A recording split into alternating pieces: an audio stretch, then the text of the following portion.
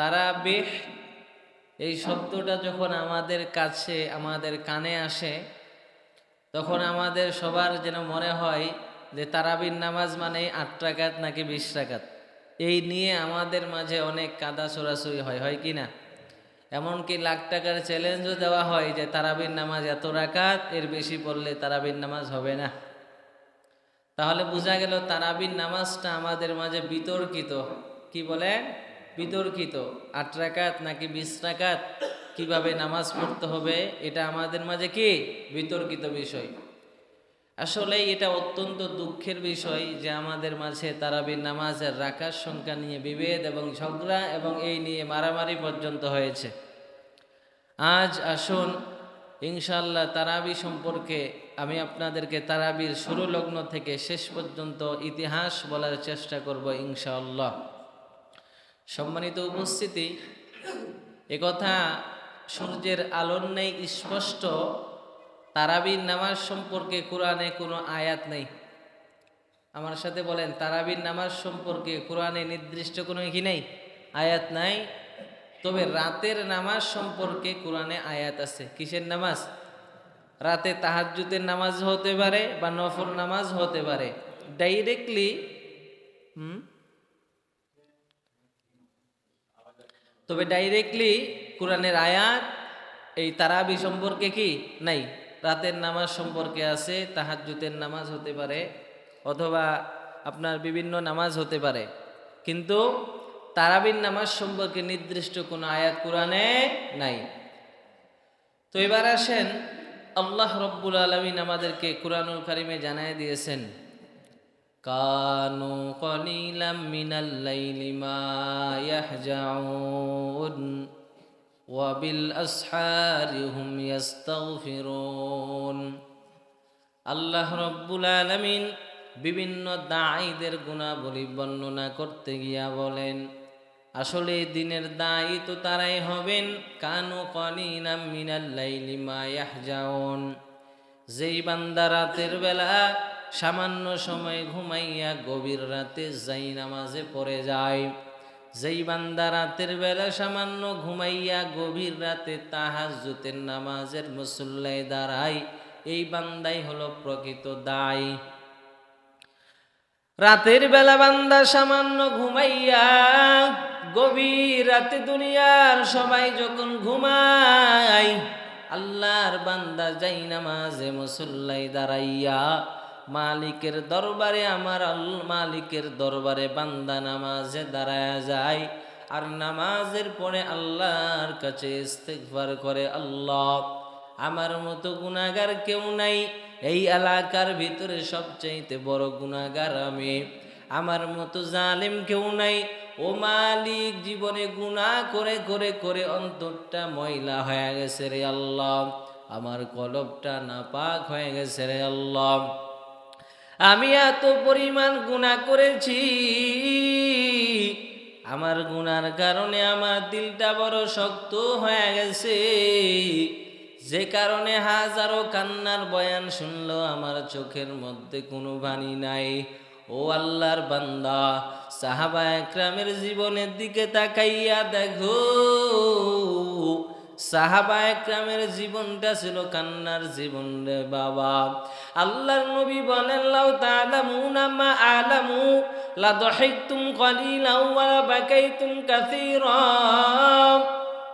রহমতের নবী বলেন, রে উম্মত, আমি বিশ্ব নবী যা জানি তোমরা যদি তা জানতে তাহলে বেশি বেশি কান্না করতে, কম কম হাসতে। ও মুসলমান আল্লাহর গোলাম, ও ভুইস্ট্রিটি এলাকার মুসলমান, আমার কলিজার যুবক বৃদ্ধ বাবাজিরা, আজ আমাদের জীবনটা তামাশা হয়ে গেছে রে বাবা। আমরা আমাদের জীবনটা হাসি আর টাটকা মস্কারি করিয়া জীবনটা কাটাইয়া দিরে বাবা। অথচ সাহাবা একরামের জীবনের দিকে তাকাইয়া দেখো, সাহাবা একরাম এত আমল করার পর তারপরও সাহাবা একরামের কান্নার অভাব নাই রে বাবা। আবু বকর দুনিয়াতেই জান্নাতের টিকিট পাওয়ার পর আবু বকরের কান্না থামে নাই রে বাবা, উমরে ফারুকের কান্না থামে নাই। ও আল্লাহ আল্লাহর গোলাম, এই সাহাবা একরামরা এত পরিমাণ কান্না করেছে রে বাবা। আবু বকরের কান্নাগুলো যদি এক পাল্লায় রাখা হয়, দুনিয়ার সমস্ত মানুষের কান্না যদি অন্য পাল্লায় রাখা হয়, আবু বকরের কান্নার পাল্লা ভারী হয়ে যাবে। ও আল্লাহর বান্দারা, কেমন জীবন যাপন করো, এত কিসের খুশি আর আনন্দ রে ভাই? এই জীবন তো আমাদের জন্য চিরদিন থাকবে না রে বাবা। সন্তানের জন্য, স্ত্রীর জন্য এত কিছু করলাম রে বাবা, এক পর্যায়ে আমাকে খালি হাতে কবরে যাইতে হবে রে বাবা। ও আল্লাহর বান্দা, বাদশা জুলকারনাইন নামে একজন বাদশা ছিল রে বাবা। বাদশা জুলকারনাইন নামের বাদশা মরণের সময় ওসিয়ত করে যায়, আমি মরার পরে আমার লাশটাকে দাফন করার পর আমার হাত দুইটারে বাইরে বের করে রাখবা, আমার হাত দুইটারে বাইরে বের করে রাখবা। কেন? জবাব চাই।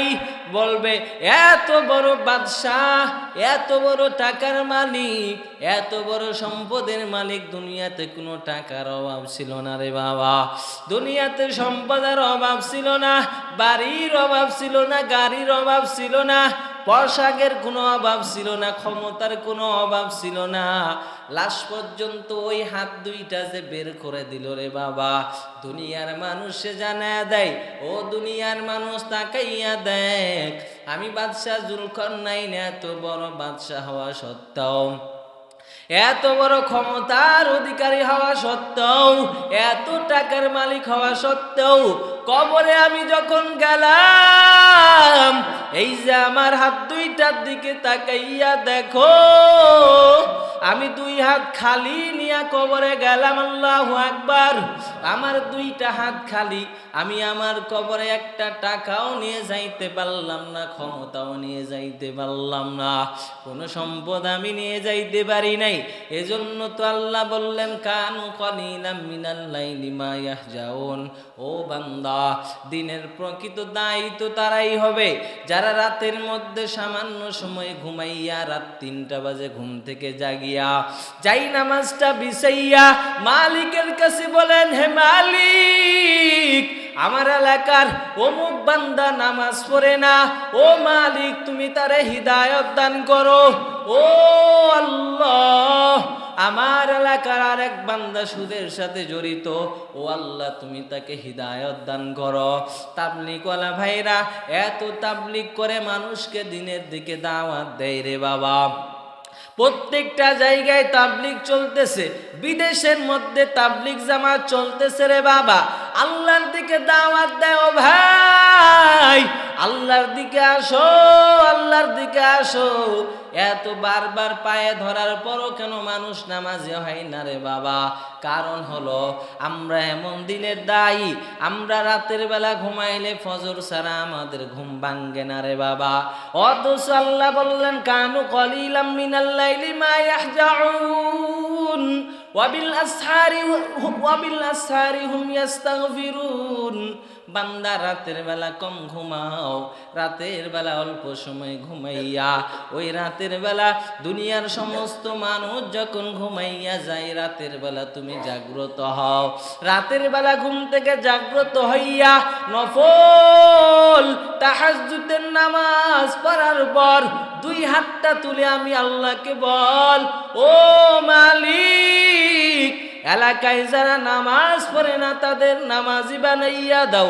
এলাকায় যারা সুদের সাথে জড়িত, আল্লাহ সুদমুক্ত জীবন যাপন করার তৌফিক দান করো রে আল্লাহ।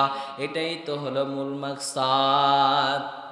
তাহলে আল্লাহ তাআলা আমাদেরকে বললেন, কানু কলিলাম মিনাল লাইলি মা ইয়াহজাউন ওয়া বিল আসহারি হুম ইস্তাগফিরুন।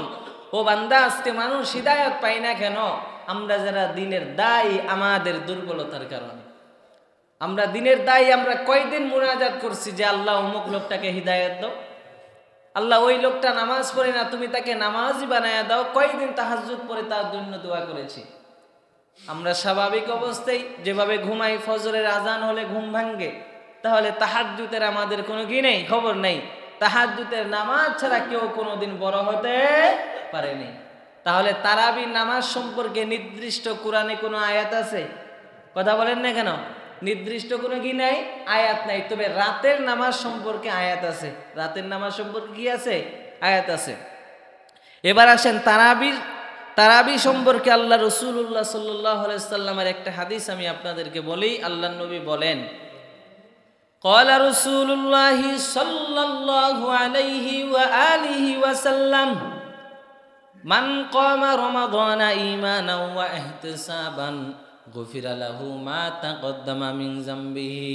আল্লাহর নবী রহমতের নবী বলেন, কোন বান্দা যদি সওয়াবের নিয়তে ঈমানের সাথে রমাদান মাসের তারাবির নামাজ আদায় করে নেয়, ওই বান্দার অতীতের সব গুনাহ আল্লাহ মাফ করে দিবেন। ও বান্দা, আর মাত্র কয়েকদিন বাকি, তারাবির নামাজ আমাদের উপরে পড়া সুন্নত। ও বান্দা, তারাবির নামাজ যেন আমাদের যারা ছুটিয়া না যায়।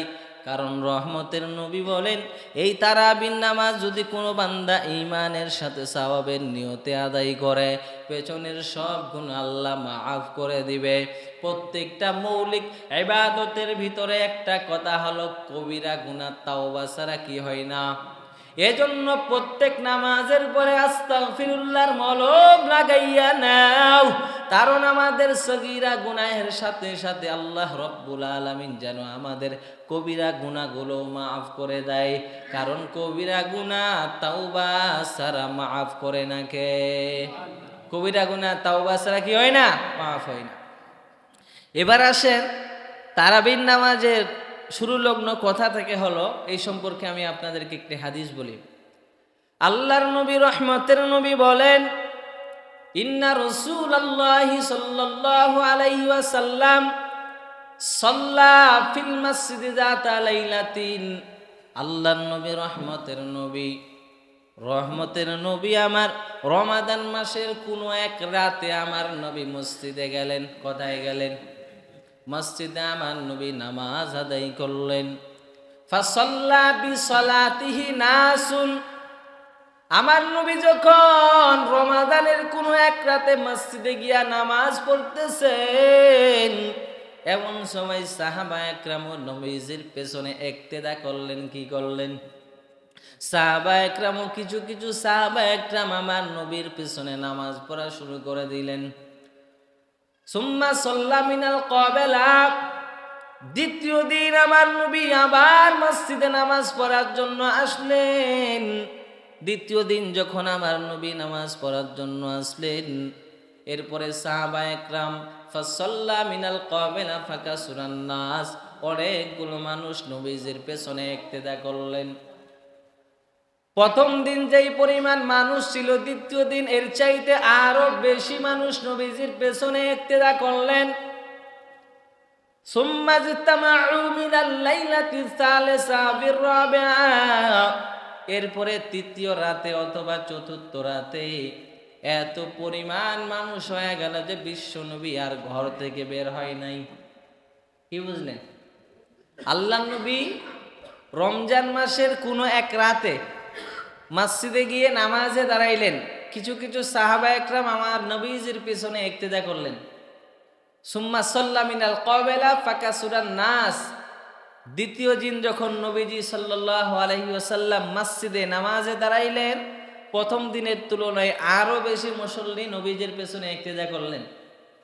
সুম্মা ইসতামাউ মিনাল লাইলাতি সালিসা বির-রাবিআ। তৃতীয় রাতে অথবা চতুর্থ রাতে এত পরিমাণ মানুষ হইল যে আমাদের নবী বিশ্ব নবী মুহাম্মদুর রাসূলুল্লাহ সাল্লাল্লাহু আলাইহি ওয়াসাল্লাম ঘর থেকে বের হয়নি। সুম্মা ইসতামাউ মিনাল লাইলাতি সালিসা বির-রাবিআ ফালাম ইয়াখরুজ ইলাইকুম রাসূলুল্লাহি সাল্লাল্লাহু আলাইহি ওয়াসাল্লাম। রহমতের নবী ঘর থেকে বের হয় নাই। ফালাম্মা আসবাহা ক্বাল। রহমতের নবী সকালবেলা সাহাবা একরামকে সামনে রেখে সাহাবা একরামকে বললেন, কদ রাআইতুল্লাযী সানাতুম ফালাম ইয়ামনানি মিনাল খুরুজি ইলাইকুম। আল্লাহর নবী বলেন, ও সাহাবা একরাম, ভালো করে শুনে নাও, আমি বিশ্ব নবী রহমতের নবী তোমাদের ব্যাপারটা বেখবর নই। গতকাল রাতে তোমরা যেই পরিমাণ মসজিদে মানুষ হয়েছিল, আমি নবীর অজানা নয়, আমি নবী জানি। তবে আমি নবী কেন আসি নাই জানো? ইল্লা আন্নী খাশিতু আন তুফরাদা আলাইকুম ওয়া যালিকা ফি রমাদান। বিশ্ব নবী বলেন, আমি মসজিদে না আসার কারণ হলো, আমি যদি মসজিদে আসতাম রে বাবা, তোমাদের যেই পরিমাণ তারাবির নামাজের প্রতি আগ্রহ দেখলাম, না জানি আমার আল্লাহ, আমি বিশ্ব নবী জামাতে শরীক হইলে তোমাদের উপরে তারাবির নামাজটাও ফরজ হয়ে যায়। কি বুঝলেন? বিশ্বনবী বললেন যে আমি তৃতীয় অথবা চতুর্থ রাতে তোমাদের অবস্থা সম্পর্কে নাজেহাল নয়, তোমাদের অবস্থা সম্পর্কে আমি অবগত ছিলাম, কিন্তু আমি বিশ্বনবী রহমতের নবী মসজিদে না যাওয়ার কারণ হলো, আমি নবী যদি তোমাদের সাথে জামাতে নামাজ আদায় করি, না জানি আল্লাহ তাআলা তোমাদের আগ্রহ দেখে তারাবির নামাজটাও ফরজ বানায় দেয়। কারণ ভবিষ্যতে আমার কোনো উম্মত যদি কোনোদিন তারাবির নামাজ ছেড়ে দেয়, তাহলে ফরজ তরক করার গুনাহ হবে কি হবে না?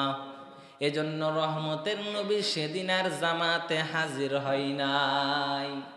অনেক মানুষ অনেক আগ্রহ ছিল, কিন্তু নবীজি সাল্লাল্লাহু আলাইহি সাল্লাম জামাতে আসছেন না। কারণ হিসাবে কি বললেন?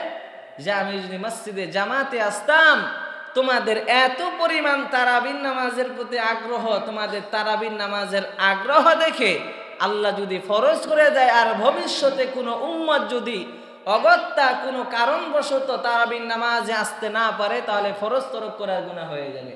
এজন্য উম্মতকে ফরজের ইবাদত থেকে বাঁচানোর জন্য আমি নবী আর তারাবির নামাজে জামাতে যাইনি। কথা স্পষ্ট হয়েছে? আগামী জুমায় আরো স্পষ্ট হবে ইনশাল্লাহ। এবার আসেন তারাবি সম্পর্কে হযরতে ওমর রাদিয়াল্লাহু তাআলা আনহুর ভূমিকা। কার ভূমিকা? এই সম্পর্কে আল্লাহ নবী সাল্লাল্লাহু আলাইহি ওয়াসাল্লাম বলেন, এক সাহাবী, তার নাম হলো আব্দুল্লাহ ইবনে আব্দুল কারি। কি নাম? আব্দুল্লাহ ইবনে আব্দুল কারি রাহমাতুল্লাহ আলাইহি। তিনি বলেন, খরাজতু মা উমর ইবনুল খাত্তাব রাদিয়াল্লাহু তাআলা আন লাইলাতান ফি রমাদান ইলাল মসজিদ। আব্দুল্লাহ ইবনে আব্দুল কারি রাহমাতুল্লাহ আলাইহি বলেন, আমি একদিন রমজানের রাতে খলিফাতুল মুসলিমিন হযরতে ওমর রাদিয়াল্লাহু তাআলা আনহুর সাথে মসজিদে নববীতে গেলাম। কোথায় গেলাম? আমি উমর রাদিয়াল্লাহু তাআলা আনহুর সাথে রমাদানের কোনো এক রাতে আমি মসজিদে গেলাম। ওখানে যাওয়ার পর আমি দেখলাম ফাইজান নাসু আউজাউন আও ইউসাল্লুন জামাআতিন মুতাফাররিকুন। ওখানে গিয়ে আমি তাকাইয়া দেখি যে মসজিদের ভিতরে মানুষগুলো বিক্ষিপ্ত হইয়া কেউ 2-3 জন মিলে জামাতে নামাজ আদায় করেন, আবার কেউ একাকী নামাজ আদায় করতেছেন রে বাবা। এক কথা, বিক্ষিপ্ত ভাবে ছড়াইয়া ছিটাইয়া মসজিদের এক কর্নারে 3-4 জন, আর এক কর্নারে 4-5 জন, আবার পেছনে আরো 3-4 জন, এইভাবে বিক্ষিপ্ত অবস্থায় আমি দেখলাম মানুষগুলো নামাজ আদায় করতেছে। কোথায়? রমজানের রাতে। কখন? রমজানের রাতে। আব্দুল্লাহ ইবনে আব্দুল কারি বলেন যে আমি খলিফাতুল মুসলিমিন হযরতে উমরের সাথে মসজিদে নববীতে গিয়ে দেখলাম যে মানুষগুলো ফাইজান নাসু আউজাউন আও ইউসাল্লুন জামাআতিন মুতাফাররিকুন, ছোট্ট ছোট্ট জামাত করে বিভিন্ন মানুষ বিভিন্ন জায়গায় কি করছেন? নামাজ আদায় করছেন। ইউসাল্লির রাজুলু লিনাফসিহি, কেউ একা একা নামাজ পড়ছেন। ওয়া ইউসাল্লির রাজুলু, কেউ বা ইমামতি করছেন। ফায়ুসাল্লি বিসলাতিহির রাহতু, কেউ বা পেছনে ইক্তিদা করছেন। এক কথা হলো বিক্ষিপ্ত করে ছোট ছোট জামাত, অথবা কেউ বা একা একা নামাজ আদায় করছেন। এই দৃশ্যগুলো দেখলেন কে? হযরতে ওমর। আর বর্ণনা করছেন কে? আব্দুল্লাহ ইবনে আব্দুল কারি রাহমাতুল্লাহ আলাইহি, যে আমি কার সাথে ছিলাম? খলিফাতুল মুসলিমিন উমরের সাথে ছিলাম। ফাকালা উমরু ইন্নী আরাহ, খলিফাতুল মুসলিমিন উমর বললেন, আমার মনে হয় লাউ জামাআতু হাউলাই আলা কারিইন ওয়াহিদিন লাকানা আমসাল। ওমর বললেন, ও আব্দুল্লাহ ইবনে আব্দুল কারি, আমার মনে হয় এই যে এই সমস্ত মুসল্লিদেরকে যদি একজন ইমামের পেছনে দাঁড়াইয়া দেই, আমার মনে হয় বিষয়টা ভালো দেখাবে। কি বুঝলেন? এই যে এইভাবে ছোট্ট ছোট্ট বিক্ষিপ্ত জামাতগুলো না হয়ে এদের সবাইকে মিলে যদি আমি একজন ইমামের পিছনে দাঁড়িয়ে দিই, মনে হয় বিষয়টা ভালো হবে। আই আফদালা ওয়া আকরাবা ইলাল খায়র, এটা কল্যাণ হবে, উম্মতের জন্য ভালো হবে। এই সিদ্ধান্ত নেওয়ার একটা পরিকল্পনা করলেন হযরত ওমর রাদিয়াল্লাহু তাআলা। যারা বলেন ওমর সিদ্ধান্ত নেওয়ার কে, আল্লাহর নবী বলেন আমি বিশ্ব নবীর পরে তোমরা আমার সাহাবী, আমার সাহাবীদের কথাগুলো তোমরা মানবা, কারণ আমার সাহাবীগুলো হলো ইসলামের দলিল এবং বুরহান। কেউ যদি বলে আবু বকরের কথা মানি না, এক কথা সে নবীর কথা মানে না। কারণ আনা ওয়া আসহাবী, আমি এবং আমার সাহাবাগণ, আমার সাহাবা একরাম, এটাও হলো শরীয়তের একটা দলিল। কি দলিল না? এজমা কিয়াস, কোরআন হাদিস বুঝেন তো এগুলো? কোরআন হাদিস এজমা কিয়াস বুঝেন তো? তো সাহাবা একরামের এই সুন্নত, এগুলোও আমাদেরকে কি করতে হবে? আমল করতে হবে। তাহলে সুতরাং হযরত ওমর রাদিয়াল্লাহু তাআলা আনহু যদি বিধান চালু করে, তাহলে এটা বেদাত না সুন্নত? কথা বলেন, সুন্নত। তাহলে সেটাও আমাদেরকে কি করতে হবে? পালন করতে হবে। এবার হযরত ওমর মনে মনে সিদ্ধান্ত নিলেন, এদেরকে যদি আমি একজন ইমামের পিছনে দাঁড়াইয়া দেই, তাহলে বিষয়টা অনেক ভালো দেখাবে। এবার হযরত ওমর রাদিয়াল্লাহু তাআলা আনহু একটা ইচ্ছা করলেন, সংকল্প করলেন, ইরাদা করলেন। সুম্মা আযামা ফাজামাআহুম আলা উবাই ইবনে কাব রাদিয়াল্লাহু তাআলা আন। এবার হযরত ওমর রাদিয়াল্লাহু তাআলা আন উবাই ইবনে কাব নামের একজন কারি, আল্লাহর নবীর সাহাবী ওমর উবাই ইবনে কাব রাদিয়াল্লাহু তাআলা আনহুকে সবার ইমাম বানিয়ে দিলেন। উবাই ইবনে কাব নামের সাহাবীকে সবার কি বানিয়ে দিলেন? ইমাম বানিয়ে দিলেন, যে তোমরা আজকে থেকে এই কাব, উবাই ইবনে কাবের পেছনে তোমরা কি করবা? নামাজ আদায় করবা। এরে নবীর উম্মতের দল, এবার সবাই উবাই ইবনে কাবের পিছনে নামাজে দাঁড়ায় যায়। আব্দুল্লাহ ইবনে আব্দুল কারি রাহমাতুল্লাহি আলাইহি বলেন, সুম্মা খরাজতু মাআহু লাইলাতান উখরা ওয়ান নাসু ইসাল্লুনা বিসলাতি ক্বারিইহিম। আব্দুল্লাহ ইবনে আব্দুল কারি রাহমাতুল্লাহি আলাইহি বলেন, এই সিদ্ধান্ত নেওয়ার কয়েকদিন পর আমি আবার হযরতে ওমরের সাথে মসজিদে নববীতে গেলাম। আমি সেখানে গিয়ে দেখলাম যে সমস্ত মানুষ একজন ইমামের পিছনে নামাজ আদায় করছে। আব্দুল্লাহ ইবনে আব্দুল কারি রাহমাতুল্লাহি আলাইহি বলেন যে আমি দেখলাম যে এর কয়েকদিন পরে আমি সেখানে গিয়ে দেখলাম মানুষগুলো আর বিক্ষিপ্তভাবে নামাজ আদায় করছে না, সবাই একজন ইমামের পিছনে নামাজ আদায় করতেছে। এরপরেও হযরতে ওমর রাদিয়াল্লাহু তাআলা বললেন, নি'মাল বিদআতু হাযিহি, এই বিদআতটা উত্তম বিদআত। এই বিদআতটা কি বিদআত? উত্তম বিদআত। সবাই বিক্ষিপ্তভাবে নামাজ না পড়ে একজন ইমামের পিছনে পড়লে সওয়াব বেশি আছে না নাই? তাহলে তারাবি সম্পর্কে এখনো পর্যন্ত রাকাত সংখ্যা ক্লিয়ার হয়নি। রাকাত সংখ্যা এখনো ক্লিয়ার হয়েছে? কেবল তারাবি নামাজের সূচনা চলতেছে। আগামী জুমায় ইনশাআল্লাহ রাকাত সংখ্যা নিয়ে কথা বলবো। তাহলে এবার আসেন আল্লাহ রাসূল সাল্লাল্লাহু আলাইহি ওয়াসাল্লামের আরেকটি হাদিস আমরা তারাবি সম্পর্কে শুনি। আল্লাহ নবী সাল্লাল্লাহু আলাইহি ওয়াসাল্লাম বলেন, ইন্না রাসূলুল্লাহি সাল্লাল্লাহু আলাইহি ওয়াসাল্লাম খরাজা মিন জাওফিল লাইল।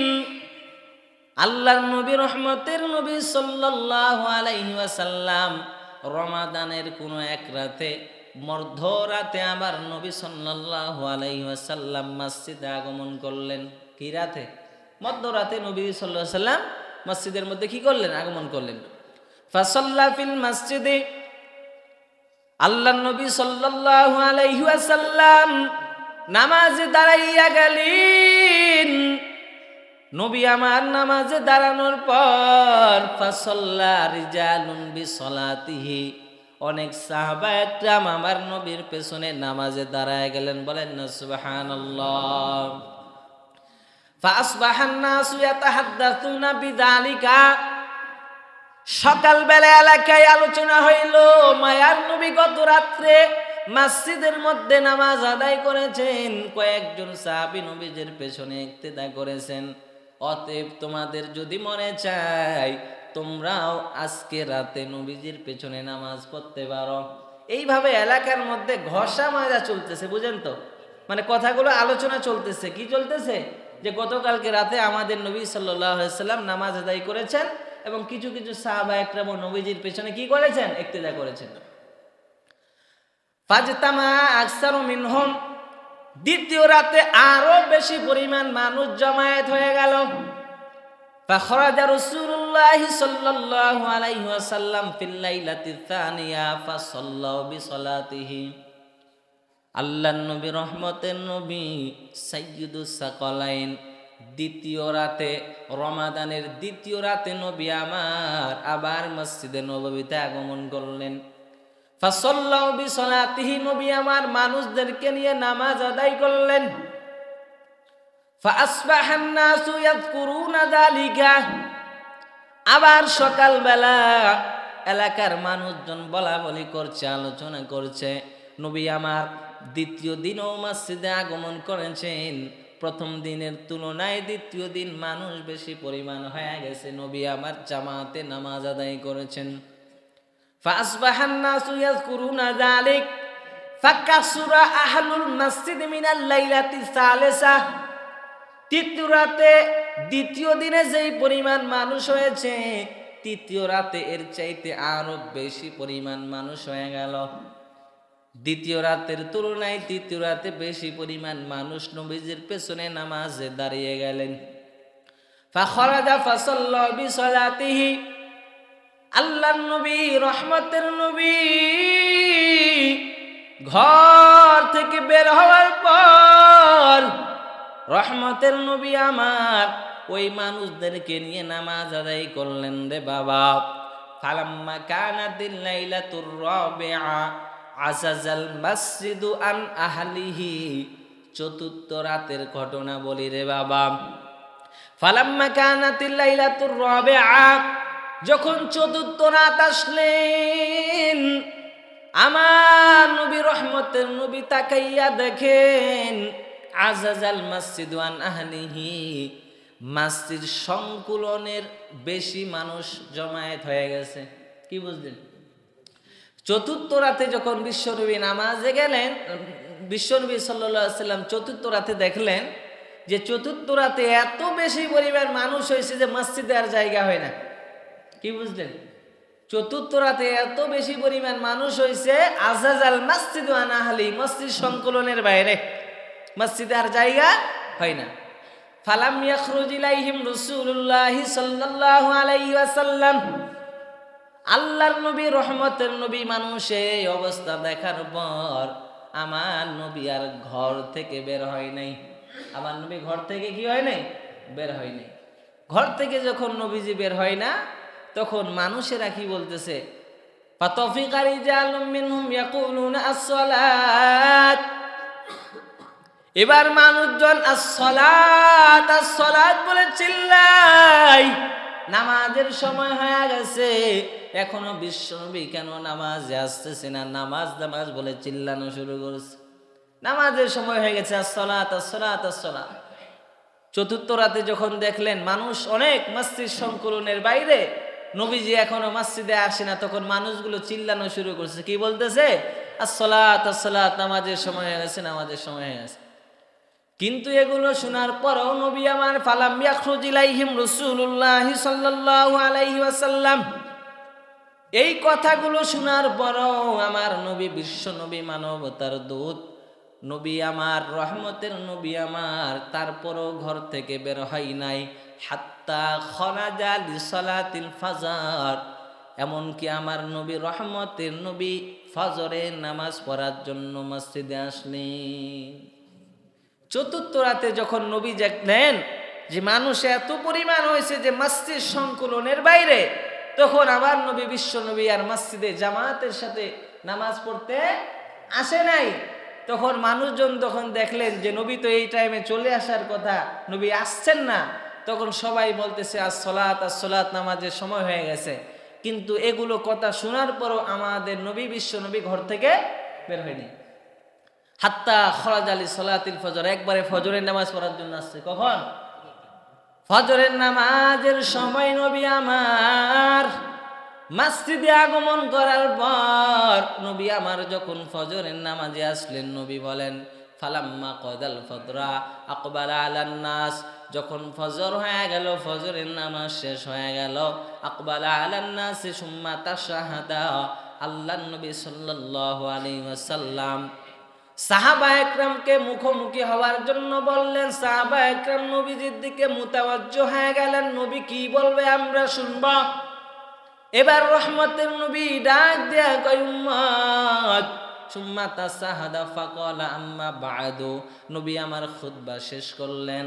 খুতবা শেষ করার পরে রহমতের নবী বলেন আম্মা বা'দু ফাইন্নাহু লাম ইয়াখফা আলাইয়া শা'নুকুমুল লাইলা, আল্লাহর নবী বলেন ও উম্মতেরা, তোমরা যে গত রাতে এত পরিমাণ মানুষ ভিড় জমাইছো, আমি নবী এগুলো ব্যাপারে বেখবর নয়, আমি সব জানি।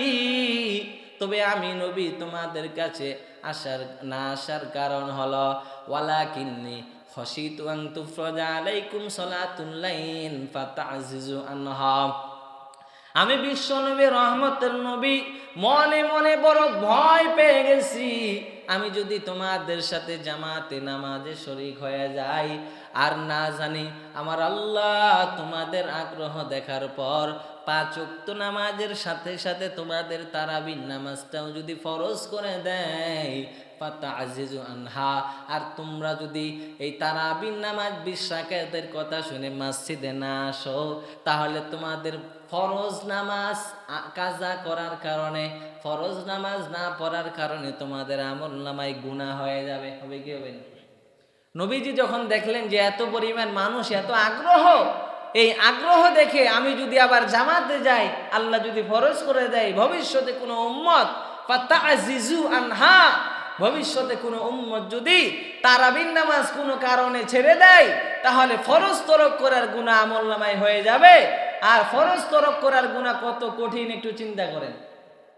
কেউ যদি 1 ওয়াক্ত ফরজ নামাজ ছেড়ে দেয়, তাহলে কয় কোটি বছর জাহান্নামের আগুনে জ্বলতে হবে?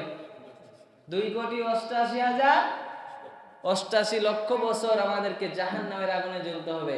তাহলে দৈনিক 20 রাকাত নামাজ ফরজ হইলে আমাদের অবস্থা কি হইতো চিন্তা করছেন? তাহলে তারাবির নামাজটা আমাদের জন্য সুন্নত। কি বলেন? সুন্নত। এই তারাবির নামাজ সুন্নত হইল এর ফজিলত অনেক বেশি। তারাবির নামাজ সুন্নত হলো এর ফজিলত অনেক বেশি। এখন 8 রাকাত না 20 রাকাত, এই সম্পর্কে আগামী জুমায় ইনশাআল্লাহ আলোচনা করা হবে। কয় রাকাত? 8 রাকাত নাকি 20 রাকাত? বা যারা 20 পড়ছে তারা ভুলের মধ্যে আছে, নাকি যারা 8 পড়ছে তারা ভুলের মধ্যে আছে, এই সম্পর্কে ইনশাআল্লাহ আগামী জুমায় আলোচনা করব। আজকে ছিল তারাবির প্রথম পর্ব। আগামী